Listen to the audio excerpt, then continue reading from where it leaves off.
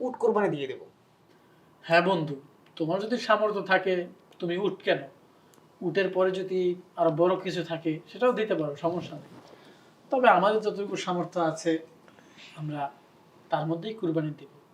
আর ভাবছি এবার একটা ছোট থেকে খাসি কিনবো, সেটা দিয়েই কুরবানি দিব। How funny! খাসি?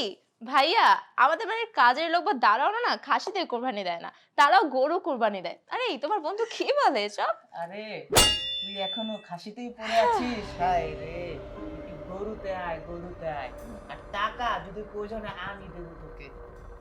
এই নে, 1 লাখ, এই 2 লাখ, একটা গরু কুরবানিতে। না বন্ধু, তোমার টাকাগুলো তোমার কাছেই রেখে দাও। চাইলে এই টাকা দিয়ে আরো একটা গরু কিনতে পারো, তাহলে তোমার আর একটু নাম ডাক বেশি হবে। কি বলো? হ্যাঁ, তুমি ঠিকই বলেছো ইসমাইল। মিরাজ ভাই, ঠিকই তো। আপনি ওই টাকাটা দিয়ে আরো একটা গরু বেশি কিনেন।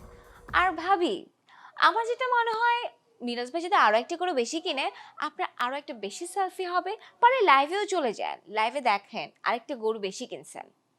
বন্ধু, ভাবি, আজ তাহলে আসি।